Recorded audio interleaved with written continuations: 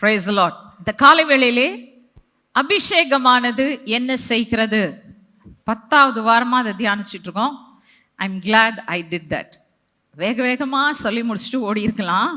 அபிஷேகம் இதை செய்யும், அதை செய்யும், அதை செய்யும், அதை செய்யும்னு. ஆனால் இதை தியானிக்க தியானிக்க தியானிக்க எத்தனை பேர் உங்கள் வாழ்க்கையில் ஒரு மாற்றத்தை பார்த்துட்டு இருக்கீங்க? பார்க்குறீங்களா? Praise God. பாக்கியவான்கள். வெறும் கேட்டால் போதாது, வார்த்தையின்படி செய்கிறவர்களாய் நாம் இருக்க வேண்டும். நிச்சயமாவே கர்த்தர் ஒரு மாற்றத்தின் காலத்திற்குள் கொண்டு வந்திருக்கிறார். அந்த மாற்றத்தை பெற்றுக்கொள்ள அவருடைய ஆவியின் அபிஷேகம் அவசியமாய் இருக்கிறது. ஹல்லேலூயா, பிரைஸ் தி லார்ட். அபிஷேகமானது என்ன செய்யும்? அபிஷேகம் முதலாவது நுகங்களை முறிக்கும், இரண்டாவது சாட்சியை நமக்கு கட்டவிழ்க்கும், நம்மளை சாட்சியா நிலைநிறுத்தும், நம்மை பாதுகாக்கும், நம்மை உயர்த்தும், நம் வாழ்க்கையில முன்னேற்றத்திற்குரிய பிரேக் த்ரூஸ் விடுதலைகளை கொடுக்கும், சுவிசேஷத்தை பிரசங்கிக்க வைக்கும், நம்மளை கிறிஸ்துவுக்குள் நம்மை நிலைநாட்டும், நிலைநிறுத்தும். அபிஷேகம் நமக்கு கற்றுத்தரும். போன வாரம் பார்த்தோம், அபிஷேகம் இருக்கிற இடத்திலே தேவன் நம்முடைய ஜெபங்களை வல்லமையாய் வலுவூட்டி நம்மை பயனுள்ள ஜெபத்தை ஏறெடுக்கிற மக்களாய் நிலைநிறுத்துவார் என்று சொல்லி நாம் பார்த்தோம். இன்றைக்கு நாம் 10வது காரியத்துக்குள்ள நம்ம வரப்போறோம். அது என்ன என்று சொன்னால், அபிஷேகமானது நம்முடைய வார்த்தைகளை அது வலுவூட்டுகிறதாய் இருக்கிறது. The anointing empowers our words. நம்முடைய வார்த்தைகள் அபிஷேகத்தினாலே வலுவூட்டப்பட்டதாய் இருக்கிறது என்று சொல்லி நாம் பார்க்க போகிறோம். சரி, இன்னைக்கு லூக்கா 12ஆம் அதிகாரம் 12ஆம் வசனத்தை நாம் முதலாவது எடுத்துக்கொண்டு வாசிக்க போகிறோம். நீங்கள் பேச வேண்டியவைகளை பரிசுத்த ஆவியானவர் அந்நேரத்திலே உங்களுக்கு போதிப்பார் என்றார். ஓகே, என்ன சொல்றார் இயேசு கிறிஸ்து அங்க? நீங்கள் பேச வேண்டியதை உங்களுக்கு போதிக்கிற ஒரு அபிஷேகம். நாம் ஏன் பேச வேண்டியதை அபிஷேகத்தினால பேசணும் அப்படின்றதான் இன்னைக்கு நம்மளுடைய மைய கருத்து, ரைட்டா? ஓகே, இந்த இடத்துல ஆக்சுவலா இயேசு கிறிஸ்து இந்த வார்த்தையை சொல்ற கான்டெக்ஸ்ட் என்னன்னு பார்த்தீங்கன்னா, கடைசி நாட்களில் கொடிய நாட்கள் வரும், காலத்தினுடைய கடைசியினுடைய சயின்ஸ் எல்லாத்தையும் சொல்லிட்டு இயேசு கிறிஸ்து சொல்றாரு, அந்த காலகட்டத்தில் உங்களை என்ன செய்வாங்க? மத சங்கங்களுக்கு முன்னாடி கொண்டு போய் நிறுத்துவாங்க. ரிலிஜியஸ் கவுன்சில்ஸ், பொலிட்டிக்கல் கவுன்சில்ஸ், இவங்களுக்கு முன்னாடி போய் நிறுத்துவாங்க. மத கவுன்சில்ஸ், ரிலிஜியஸ் கவுன்சில்னு நினைக்கும் போது ஏதோ அந்நிய மதங்கள் அப்படின்னு நினைக்காதீங்க தயவுசெய்து. சீஷர்கள் யாருக்கு முன்னாடி கொண்டு போய் நிறுத்தப்பட்டாங்க? எங்கேருந்து வந்திருந்தாங்களோ யூத மத தலைவர்களுக்கு முன்னாடி தான் போய் நிறுத்தப்பட்டாங்க. நீங்கள் நிறைய நேரத்தில் கிறிஸ்தவர்களுக்கு தான் அதிகமாக பதில் சொல்ல வேண்டியதாக இருக்குது. நம்ம சுவிசேஷத்தை அறிவிக்கிறத விட்டுட்டு இங்கே போய் நின்று நம்ம பதில் சொல்ல வேண்டியதாக இருக்குது. புரியுதா? நிறைய நேரத்தில் இதுதான் நடந்துட்டுருக்கு. ஆனால் இங்கே ரொம்ப அழகாக ஆண்டவர் சொல்கிறாரு, நீங்கள் எங்கே நின்னாலும் பரிசுத்த ஆவியானவர் பேசுவதற்கு உங்களுக்கு போதிப்பார். ஹல்லேலூயா. இப்போ நம்ம இங்க பார்க்கிறோம், ஏன் why do we need the Holy Spirit to help us to speak? ஏன் பரிசுத்த ஆவியானவருடைய உதவி நமக்கு தேவை? அப்போஸ்தலனாகிய பவுல் பிரச்சனை என்னன்றதை அழகா நமக்கு சொல்லிறாரு. எபேசியர் 4ஆம் அதிகாரம் 29ஆம் வசனம், எபேசியன்ஸ் 4:29. கெட்ட வார்த்தை ஒன்றும் உங்கள் வாயிலிருந்து புறப்பட வேண்டாம், பக்தி விருத்திக்கு ஏதுவான நல்ல வார்த்தை உண்டானால் அதையே கேட்கிறவர்களுக்கு பிரயோஜனம் உண்டாகும்படி பேசுங்கள். அப்பா, இது சாத்தியமா? சொல்லுங்க பாப்போம். கிறிஸ்தவர்களாகிய நாம் தேவனுடைய ஆலயத்தில் அவருடைய பிரசன்னத்தில் உட்காந்துருக்கோம், பொய் சொல்லலாகாது. சொல்லுங்க, கெட்ட வார்த்தை நம்ம வாயிலிருந்து வெளியில வராம இருக்குமா? ரொம்ப கஷ்டம் இல்லையா? கண்ட்ரோல் பண்ணிட்டு இருப்போம். ஒரு வார்த்தை கூட கெட்ட வார்த்தை பேசக்கூடாதுன்னு நம்ம ரொம்ப கண்ட்ரோல் பண்ணிட்டு, சில இருப்பான் பிசாசு மாதிரி நம்மளை என்ன செஞ்சிருவான், அப்படியே தூண்டி விட்டு புழிஞ்சு விட்டு கண்ட்ரோல் பண்ண முடியாமல் வந்துடும், வாயிலிருந்து வந்துடும். ஆனால் அந்த கெட்ட வார்த்தையை பற்றி இங்கே பேசல. அந்த கெட்ட வார்த்தையும் பேசாதீங்க, அது நல்லதில்லை. கெட்ட வார்த்தை ஒன்றும் உங்கள் வாயிலிருந்து வர வேண்டாம். இங்கே அவர் சொல்கிறது கரப்ட் கம்யூனிகேஷன். என்ன அர்த்தம்னா, இந்த கெட்ட வார்த்தைகளை யூஸ் பண்ணுறது மட்டுமில்ல, நம்ம நல்ல வார்த்தைகளை பேசியே சிலரை கெடுக்கிறவர்களாக இருக்கிறோம். கரெக்ட் தானே? நல்ல வார்த்தையை பேசிய மற்றவனை கெடுக்கிற திறன் சிலருக்கு இருக்கு. அவனுக்கு இருக்கிற கொஞ்ச நம்பிக்கையும் அப்படியே உடைச்சி புதைச்சி போடுறதுதான் சிலருக்கு வேலையே. அப்போ ஆண்டவர் சொல்றது இங்க, உங்க வாயிலிருந்து வர்ற வார்த்தை எப்படி இருக்கணும்னா, அடுத்தவனுக்கு பக்தி விருத்தியை உண்டாக்கும் வார்த்தையாக இருக்க வேண்டுமாம். கேட்கிறவனுக்கு பிரயோஜனமாய் இருக்க வேண்டுமாம். அவனை உணர்த்தணும், அவனை என்ன செய்யறான்றத அவனுக்கு காண்பிக்கணும், அவன் போக வேண்டிய வழியில அவனை திசை காட்டி நடத்தணும். அதுக்கு தான் ஆண்டவர் என்ன செய்யறாரு, அந்த ஆவியானவருடைய அபிஷேகத்தை நமக்கு கொடுக்கிறார். ஏன், நம்மால் இந்த கெட்ட வார்த்தைகளை, தேவையில்லாத வார்த்தைகளை பேசாமல் இருக்க முடியாது. ஏன்னா யாக்கோபு சொல்லிட்டாரு, தீர்ப்பே எழுதி வச்சுட்டு போயிட்டார். என்ன சொல்லிட்டாரு, இந்த நாக்க ஒருத்தராலையும் அடக்க முடியாதுங்க. நீங்க எவ்வளவு வல்லவர்களா இருந்தாலும் சரி, எவ்வளவு நல்லவர்களா இருந்தாலும் சரி, எவ்வளவு படிச்சவங்களா இருந்தாலும் சரி, எவ்வளவு பலவானா இருந்தாலும் சரி, இந்த நாக்க ஒருத்தராலையும் அடக்க முடியாது, அடக்கி வைக்க முடியாது. அதனாலதான் தேவனுடைய ஆவியானவர் இந்த உலகத்துல இறங்கினப்போ எந்த அவயவத்தை முதலாவது பிடிச்சாரு?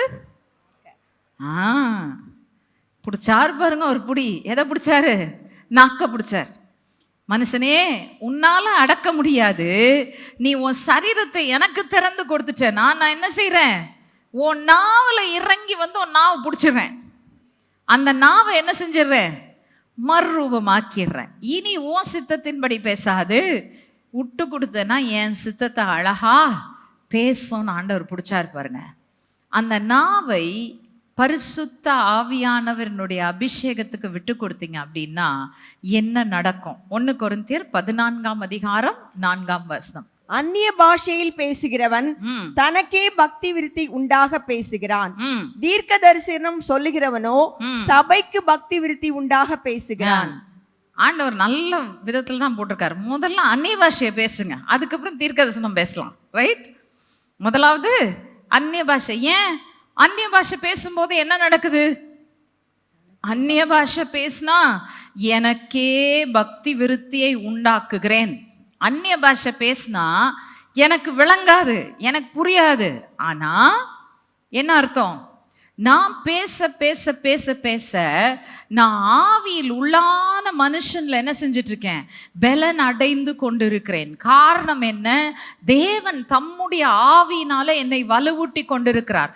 என் வார்த்தையை அகற்றிவிட்டு பரிசுத்தாவியானவரை நம்பி என் நாக்க அவருக்கு விட்டு கொடுத்து நான் அபிஷேகத்துல பேச பேச பேச பேச என்ன செய்யறாரு?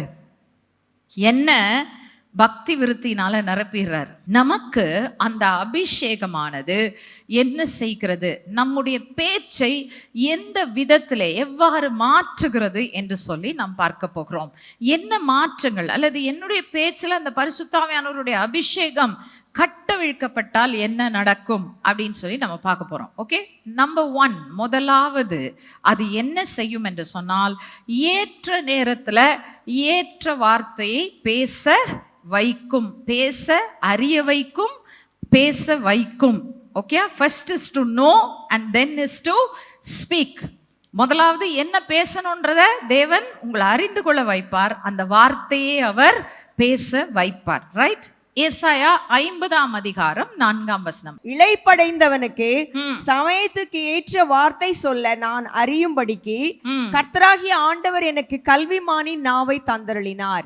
காலைதோறும் என்னை எழுப்புகிறார், கற்றுக்கொள்ளுகிறவர்களை போல நான் கேட்கும்படி என் செவியை கவனிக்க செய்கிறார். ஓகே, இங்க சொல்றாரு சமயத்துக்கேற்ற வார்த்தை சொல்ல நான் அறியும்படிக்கு கர்த்தராகிய தேவனுடைய ஆவியானவர் என்ன செஞ்சிருக்காரு? எனக்கு கர்த்தராகிய ஆண்டவர் எனக்கு கல்விமானின் நாவை தந்தருளினார். கற்றுக் கொடுக்கல, நாம் பயிற்சி எடுத்து நாம் பேச கத்துக்கல, நான் யூனிவர்சிட்டி போய் நாம் பேச கத்துக்கல, அல்லது என் கல்வி அறிவு எனக்கு பேசும் திறனை கொடுக்கல, என்னுடைய சுய ஞானம் எனக்கு அந்த அறிவை கொடுக்கல.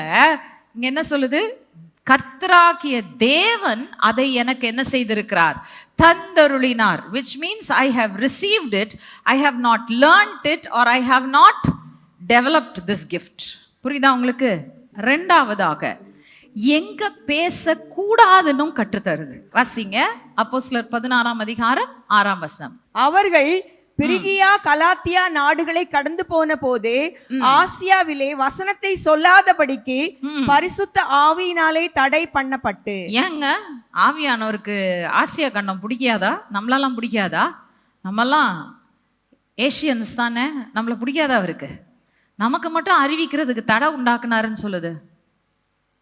நல்லா ஞாபகம் வச்சுக்கோங்க, தேவன் ஒரு காரியத்தை தடை செய்வாரானால் எதற்காக தடை செய்வார் என்றால் அதிலே சிறந்த விளைவுகள் பின்வரணும் அப்படின்றதுக்காக தான் தடை செய்வார். அடுத்தது மூன்றாவதாக இந்த அபிஷேகம் என்ன செய்யும்னா மீறுதல்களை, பாவங்களை சுட்டி காண்பிக்கிற ஒரு அபிஷேகம். ஐயையோ இது என்ன வம்பு, நாங்க போய் யார்கிட்டயாச்சும் சொன்னா அடிதான் வாங்கிட்டு வரணும் அப்படின்னு நிறைய பேர் யோசிப்போம். வாசிக்கலாம், மீகா 3ஆம் அதிகாரம் 8ஆம் வசனம். மைக்கா சாப்டர் 3 verse 8. நானோ யாக்கோபுக்கு அவன் மீறுதலையும் இஸ்ரவேலுக்கு அவன் பாவத்தையும் அறிவிக்கும்படி கர்த்தருடைய ஆவி அருளிய பலத்தினாலும் நியாயத்தினாலும் பராக்கிரமத்தினாலும் நிரப்பப்பட்டிருக்கிறேன். ஓகே, என்ன சொல்றாரு? யாக்கோபுக்கு அவன் மீறுதலை, இஸ்ரவேலுக்கு அவன் பாவத்தை அறிவிக்கும்படி கர்த்தருடைய ஆவியானவர் என்ன நிரப்பி இருக்கிறார்.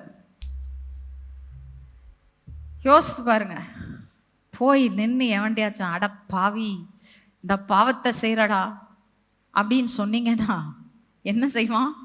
அடுத்த கையால் ஓங்கி உங்களை ஒரு விடு விட்டு உனக்கு என்ன வந்துச்சு வேலையை பார் போ அப்படின்வான். விளங்குதா?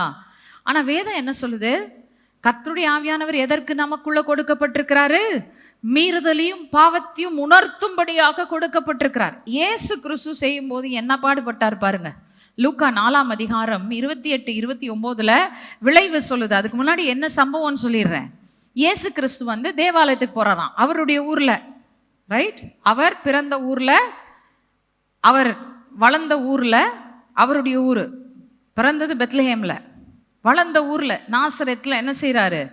போறாரு. போயிட்டு தேவாலயத்துல சாட்டர்டே அன்னைக்கு புஸ்தகத்தை திறந்து புஸ்தக சுருள் கொடுக்குறாங்க. ஏசாயா தீர்க்கதரிசியின் புஸ்தகத்தை கொடுக்குறாங்க. உடனே அவர் திறந்து 61, நம்ம 61ன்னு சொல்றது அங்கே ஸ்க்ரோலில் எங்கே இருந்துச்சோ அங்கே தேடி கண்டுபிடிச்சு அவர் என்ன செய்கிறாரு? வாசிக்கிறார். கர்த்தராகிய தேவனுடைய ஆவியானவர் என் மேல் இருக்கிறார், தரித்திரருக்கு சுவிசேஷத்தை பிரசங்கிக்க, வியாதியஸ்தர்களை சுகமாக்க என்னை அனுப்பினார் அப்படின்னு சொல்லி அவர் வாஸ்து முடிச்சுட்டு சொல்றாரு, இன்றைக்கு இந்த வார்த்தைகள் நிறைவேறினது அப்படின்ன உடனே எல்லாம் பார்த்து ஆச்சரியப்படுறாங்க. அவரை பார்த்து கொஞ்சம் ஆச்சரியப்பட்டுட்டு இருக்கும் போது இவர் தொடர்ந்து பேசுறார். என்ன பேசுறாருன்னா அவர் சொல்றார், எனக்கு தெரியுது நீங்கெல்லாம் என்ன கேட்பீங்கன்னா, நீ அங்க வெளியிலலாம் செஞ்ச அற்புதத்தை இந்த ஊர்ல செஞ்சு காட்டுன்னு கேட்குறீங்க. ஆனா எலியா கதை தெரியுமா உங்களுக்கு? எலியா வந்து எத்தனையோ விதவைகள் இருந்த போதிலும் எல்லா விதவைகளுக்கும் அவர் போய் உதவி செய்யல. வெறும் சாரபாத் ஊர்ல இருந்த விதவைகள். இவனுங்களுக்கு எப்படி இருக்குன்னா, உங்களுக்கெல்லாம் கொடுத்து வைக்கலடா, நான் உங்களுக்கெல்லாம் செஞ்சு காட்ட மாட்டேன்னு சொல்ற மாதிரி இருக்கு இவங்களுக்கு, குத்துது இவங்களுக்கு. ஏன்? நமக்கு கிடைக்காத பாக்கியம் வேற எங்கேயோ கிடைச்சிருச்சு, நம்ம ஏதோ தப்பு செஞ்சிருக்கோம் அப்படின்ற ஒரு குத்துதல் வந்த உடனே என்ன செய்யறாங்க? வாசிக்கலாம், லூக்கா 4ஆம் அதிகாரம் 28, 29 வசனங்கள். ஜெப ஆலயத்தில் இருந்த எல்லோரும் இவைகளை கேட்ட பொழுது கோபம் உண்டு எழுந்திருந்து அவரை ஊருக்கு புறம்பே தள்ளி தங்கள் ஊர் கட்டப்பட்டிருந்த செங்குத்தான மலையின் சிகரத்திலிருந்து அவரை தலைகீழாய் தள்ளி விடும்படிக்கு அவ்விடத்திற்கு கொண்டு போனார்கள். தலைகீழ தள்ளி கீழே விட்டு மண்டை உடையட்டும் அப்படின்னு சொல்லி நினைக்கிறான். பாத்துக்கோங்க, நம்ம போய் இயேசுவே போய் சொல்லும் போது இவ்வளவு கஷ்டப்பட்டாருன்னா நம்ம எம்மாத்திரம்னு யோசிக்க தோணுது இல்லையா? ஆனா என்ன நடந்தது?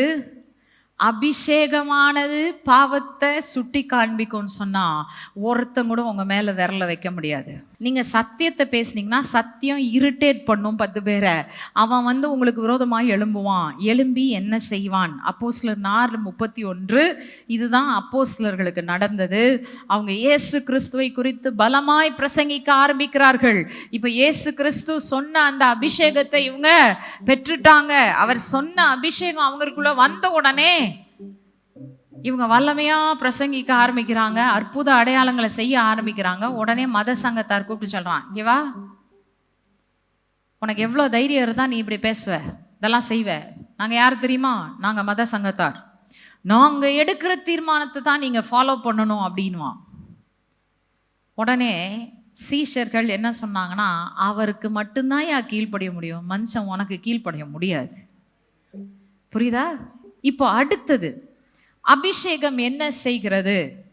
அபிஷேகம் கட்டளைகளை பிறப்பிக்கிறது. அப்போஸ்தலர் 1 அதிகாரம் 1 தமிழ்ல, ஆங்கிலத்துல ஆக்ட்ஸ் 1:2. அப்போஸ்தலர் 1:1 வாசிக்கலாம். தெயோப்பிலுவே, இயேசுவானவர் தாம் தெரிந்து கொண்ட அப்போஸ்தலருக்கு பரிசுத்த ஆவியினாலே கட்டளையிட்ட பின்பு. போதும். என்ன சொல்றாரு? தெயோப்பிலியோவே. தெயோப்பிலியோ யாரு? யாரோ ஒருத்தர், ஒரு பெரிய அதிகாரி. லூக்கா என்ன செய்யறாரு? அவருக்கு ஒரு கடிதத்தை எழுதி, ஆக்சுவலி தெயோப்பிலியோ கிறிஸ்டியன் ஆயிட்டாரு. ஸோ அவருக்கு லூக்கா என்ன செய்யறாரு? ஆராய்ச்சி செய்து, நீர் இதெல்லாம் அறிந்திருக்க வேண்டும், இதெல்லாம் நடந்தது, இயேசுவை குறித்து இதெல்லாம் நடந்தது, பேக்ரவுண்ட் அறிந்துக்கோப்பா அப்படின்னு சொல்லிட்டு அவர் இயேசுவினுடைய வாழ்க்கை வரலாற ஆராய்ச்சி செய்து எழுதி அனுப்புறாரு தெயோப்பிலியுக்கு. இப்போ என்ன சொல்றாரு? நீர் என்ன அறியணும்? இயேசு கிறிஸ்து உயிர்த்தெழுந்த நாட்களுக்கு முன்பா பின்பா?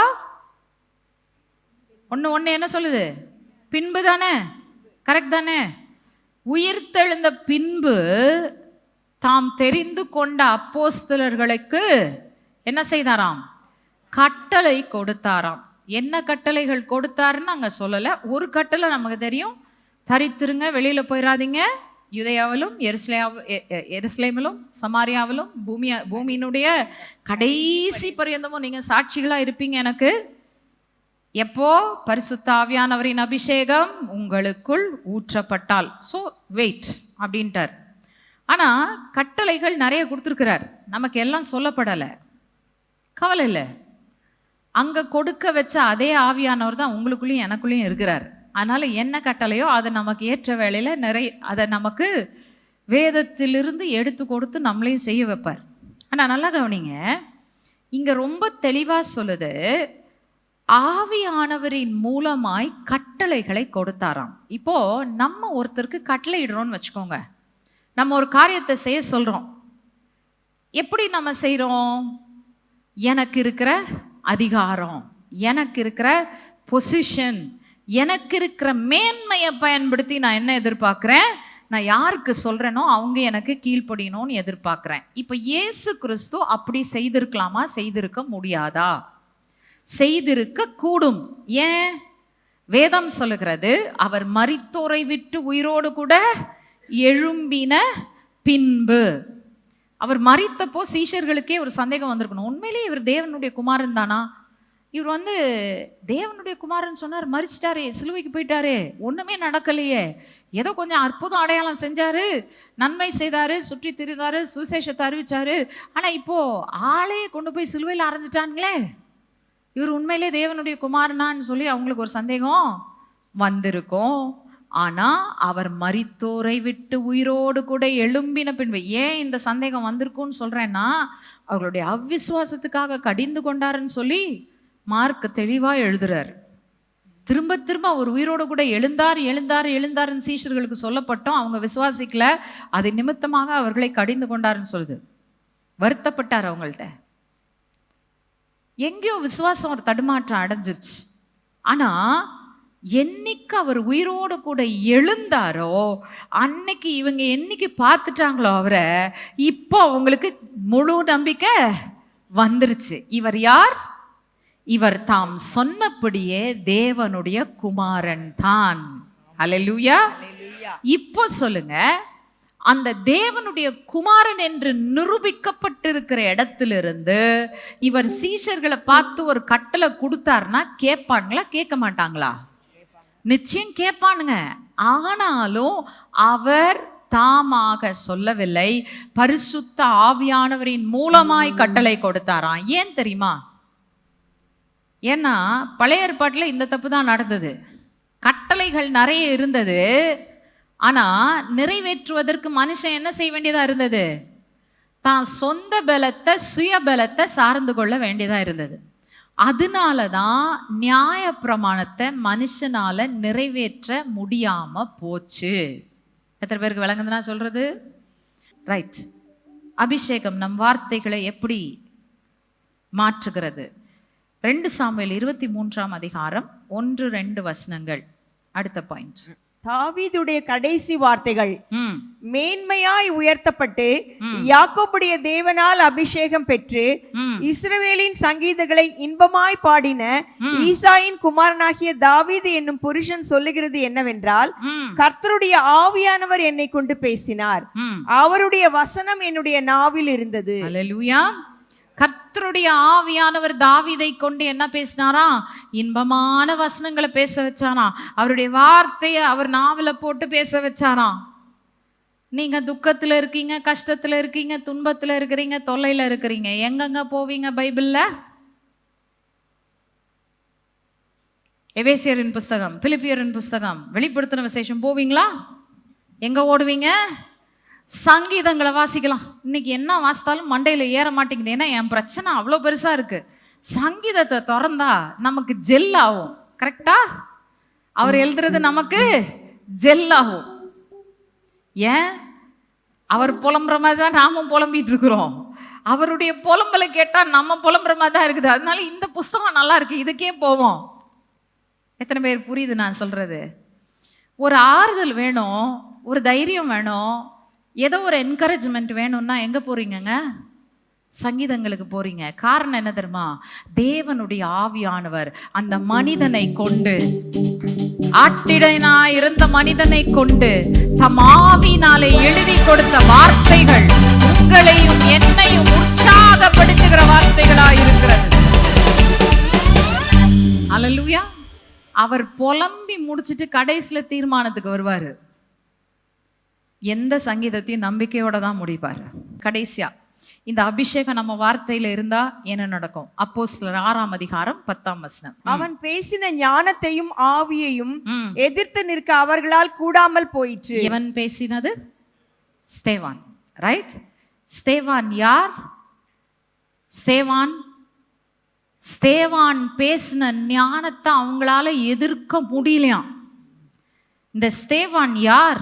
ஏன் அவர்களால அந்த வார்த்தையை எதிர்க்க முடியலன்னு தெரியணும்னா 6ஆம் அதிகாரம் 5ஆம் வசனத்தை எடுத்துக்கொள்ளுங்க. இந்த யோசனை சபையார் எல்லோருக்கும் பிரியமாய் இருந்தது. அப்பொழுது விசுவாசமும் பரிசுத்த ஆவியும் நிறைந்தவனாகிய ஸ்தேவானையும் பிலிப்பையும் பிரோகோகரையும். போதும், மற்றவங்க எல்லாத்தையும் பத்தி சொல்லல. அப்படி சொல்லியிருந்தா என்ன சொல்லியிருப்பாங்க?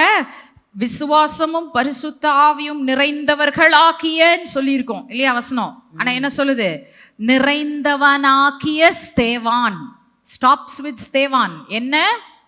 விசுவாசம், தேவனுடைய ஆவி, அபிஷேகம் அவனுக்குள்ள இருந்தது. அந்த விசுவாசம் பரிசுத்த ஆவியின் நிறைவினால் உண்டான விசுவாசம் என்பதனால அவன் பந்தி விசாரிக்க சூஸ் பண்ணப்படுறான். நல்லா கவனிங்க. இங்க சாய்ஸ் எதுக்குன்னா, அப்போஸ்தலர்களோட கூட இருந்து எதையும் டிஸ்கஸ் பண்றது இல்ல. அப்போஸ்தலர்களுக்கு அசிஸ்டண்டா இருக்கிறதுக்கு கூட அவனை தெரிந்து கொள்ளல. எதுக்கு தெரிந்து கொண்டாங்க? பந்தி விசாரிக்கிறதுக்கு தெரிந்து கொள்ளப்பட்டான். உங்களுக்கு ஆண்டவர் என்ன கொடுத்தாலும் நல்லா செய்யுங்க, அங்க இருந்து ஆண்டவர் உங்களை உயர்த்துவார். அல்லேலூயா. நீங்க எவ்வளவு கீழே இருக்கிற ஒரு வேலையை செய்ய அழைக்கப்பட்டாலும் உண்மையா செய்யுங்க, கர்த்தர் உங்களை மேல உயர்த்துவார். அல்லேலூயா. பந்தி விசாரிக்க அழைக்கப்பட்டவன், விசுவாசத்தினாலும் ஆவியின் அபிஷேகத்தினாலும் நிரப்பப்பட்டவன் இப்போ போய் நிக்கிறான். யாருக்கு முன்னாடி நிக்கிறான்? மத சங்கத்துக்கு முன்னாடி நிக்கிறான். அங்க டாக்டரேட் இருக்கு, அங்க எம்ஃபில் இருக்கு, அங்க பட்டம் இருக்கு, அங்க பதவி இருக்கு, அங்க பெரிய பெரியவெல்லாம் இருக்கிறான். ஆனா ஸ்தேவான் பேசுகிறான். ஸ்தேவானுடைய ஞானத்தையும் ஆவியையும் எதிர்க்க அவர்களால் முடியவில்லை. அல்லேலூயா. நீங்க சாதாரணமானவர்கள் நினைச்சீங்கன்னா ஐயோ பாவம், நீங்க யாருன்னு உங்களுக்கு தெரியல. எத்தனை பேருக்கு பேசும்போது என்னை எதிர்த்து ஒருத்தனும் பேசக்கூடாதுன்னு நினைக்கிறீங்களா? அந்நிய பாஷையில பேசுங்க. அந்நிய பாஷையில நீங்க பேச பேச பேச பேச பேச பேச பேச பேச பேச ஆவியானவர் உங்கள் வார்த்தைகளை மறுரூபமாக்குவார். Your words will be empowered by the Spirit of God. தேவனுடைய ஆவியானவர் உங்கள் வார்த்தைகளை வலுவூட்டுவாரானால் நீங்கள் பேசுவீர்கள், ஜனங்கள் கேட்பார்கள். நீங்கள் சொல்லுவீர்கள், அவர்கள் நிற்பார்கள். அவர்களால் எதிர்க்க முடியாது. They will not be able to stand against you.